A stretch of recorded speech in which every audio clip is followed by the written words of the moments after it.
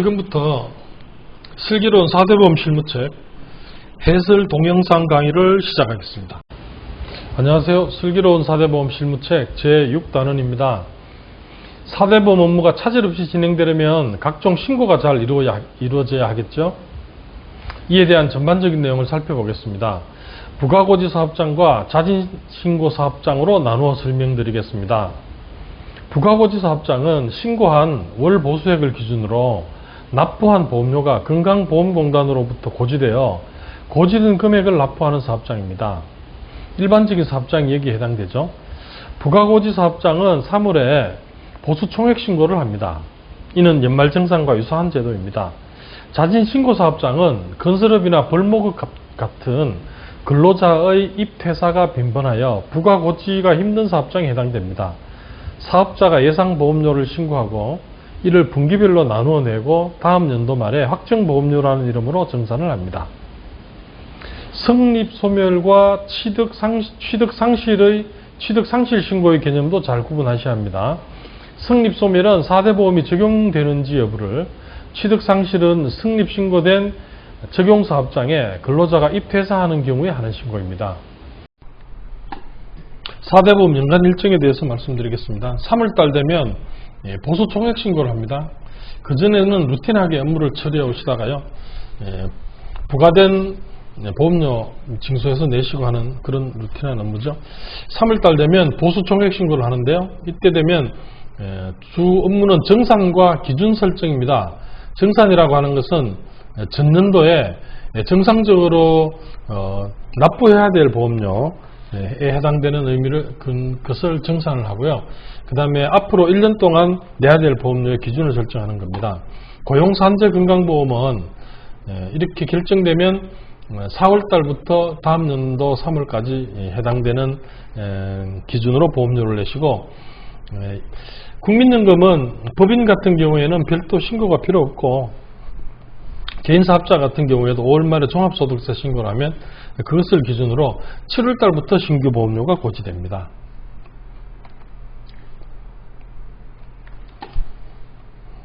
성립신고와 취득상실신고 있는데요. 성립신고를 보겠습니다.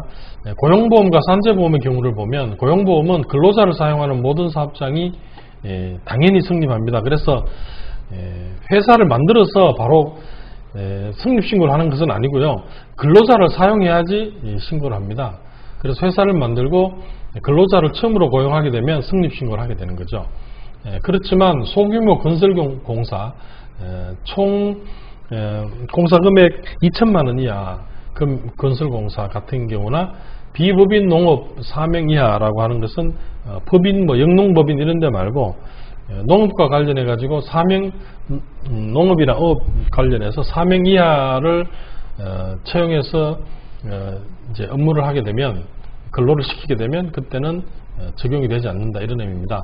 산재하고 비교해 보시면 고용보험은 소규모 건설공사가 예외인데 산재는 그런 내용이 없죠. 어떤 얘기냐면, 산재는 업무상 재해와 관련해서 보상을 해주는 거니까요.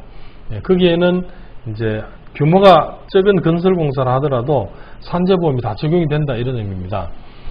이런 예외적인 사업장에 임의가입이라고 하는 제도가 있는데요, 설사 이런 예외적인 사업장이라 하더라도 고용보험 같은 경우에는 근로자 과반의 동의와 공단의 승인을 받으면 고용보험에 가입할 수 있습니다. 고용보험에 가입할 수 있다는 얘기는 여기서 근로를 제공한 근로자들이 다른 요건이 충족된다면 실업급여를 받을 수 있다, 이런 내용입니다.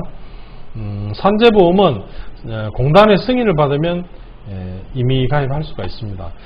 이제 고용보험과 산재보험이 요건이 다른 이유는, 고용보험은 보험료를 근로자와 사용자가 반반 내기 때문에 근로자 과반의 동의를 받아야 됩니다. 그 밖에 관련 신고를 한번 살펴보겠습니다. 용어가 취득신고, 근로자 고용신고 이렇게 좀 다르긴 한데요, 일단 근로자가 입사를 하게 되면 고용하는 날이 속하는 달의 다음 달 15일까지 신고하시면 돼요. 그런데 뒤에서 잠깐 말씀드리겠지만, 건강보험 같은 경우에는 고용한 날로부터 14일 내에 신고를 하도록 되어 있거든요. 그런데 4대 보험 신고를 한 장의 용지에 하기 때문에 4대 보험 모두를 다 고용한 날로부터 14일 내에 신고하도록 그렇게 근로복지공단의 매뉴얼에도 안내가 되어 있습니다. 그렇게 하지 않으면 첫 달의 고용보험료는 국민건강보험공단이 부과할 방법이 없으니 나중에 다시 정산해야 되는 번거로움이 있고 해서 그렇게 하는 것이 좋습니다. 고용 종료 신고, 근로자가 회사를 그만둔 경우에 다음 달 15일까지 하게 됩니다. 이직 확인서라고 하는 것은 고용 종료 신고, 그러니까 퇴사자의 그 상실 신고를 할 때 보면 이 근로자가 왜 회사를 그만둔지를 신고하게 되어 있거든요. 이 신고, 이제 어떤 내용으로 그만둔지는 실업급여를 받을 수 있는지 없는지와 관련해서 중요한 기준이 됩니다.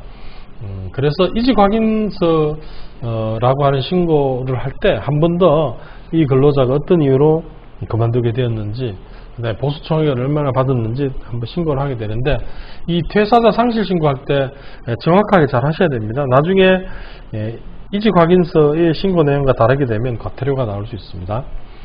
휴직 신고도 하게 됩니다.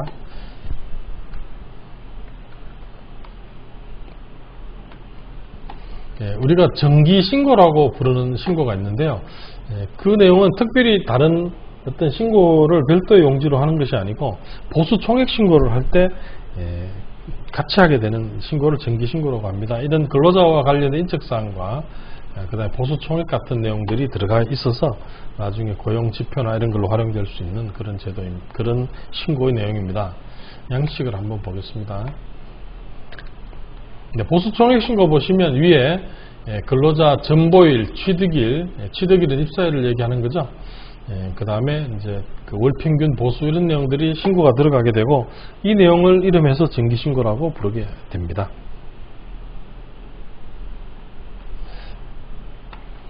근로자 입사하게 되면 하게 되는 자격 취득신고의 내용도 간단하게 보여드리겠습니다. 이런 샘플인데요. 중요한 내용은 제가 뭐 번호를 달아서 다른 단원에서 이제 설명을 드리겠지만, 미리 개괄적인 것만 보시자면 월 소득액 또는 보수액을 신고를 합니다. 이때 보수는 앞쪽에서 우리 임금과 보수의 내용을 같이 살펴봤지만 비과세 소득을 제외한 소득을 여기에 신고하는 겁니다. 그래서 뭐 급식비 10만원, 자가운전 보조비 뭐 20만원 뭐 이런 식으로 해서 그거를 제하고 남았는 금액이 보수인데, 그 보수액을 신고를 하는데요. 입사할 당시에는 뭐 예컨대 이 신고서의 내용에 보면 212만 6,580원을 받기로 되어 있었는데, 이후에 시간의 근로를 한다든지 기본급이 오른다든지 하게 되면 나중에 3월달에 정산할 때 보험료를 더 많이 내야 되겠죠. 그 보험료를 보수총액 신고를 통해서 정산되는 그 보험료가 4월달에 보통 부과되기 때문에 4월달에 이제 전월에 비해서 실수령액이 적어지면 서로 왜 그런지 따지게 되고 이렇게 되는데요. 그런 것을 피하기 위해서 월 소득액은 근로계약서에 있는 그 내용보다 더 좀 적어서 신고를 하게 되면 나중에 그런 문제를 해결하는 뭐 팁이 될 수도 있겠습니다. 원래 그 국민연금 같은 경우에는 입사하는 달에는 보험료가 부과되지 않거든요. 그런데 그 달도 보험기간에 넣었으면 좋겠다 싶어서 여기 체크를 하면 해당 월도 납부가 되겠습니다. 건강보험은 피부양자 신청을 하고요. 피부양자 있으면 신청을 하게 되고, 추가적으로 피부양자에 대한 신고는 별도 용지로 또 하도록 되어 있습니다. 이런 정도의 대충 신고서 양식이 취득신고서 양식입니다.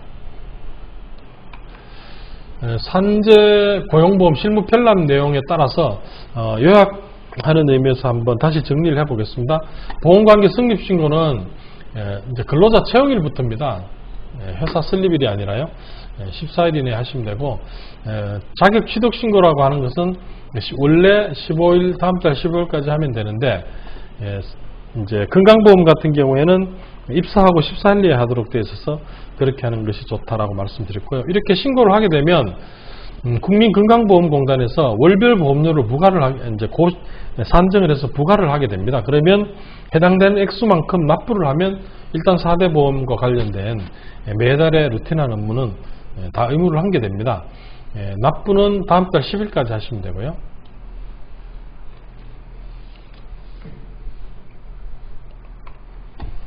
자격 상실하게 되면 퇴직 정산을 하게 되는데, 이때는 말씀드렸듯이 퇴사하게 된 사유를 잘 적어서 그렇게 하시면 되겠습니다. 청산보험료 직권조사 부과 제도라는 게 있습니다. 유관기관에 나와서 조사를 한 다음에 잘못된 내용이 있으면 바로 직권으로 부과를 하는 그런 제도입니다.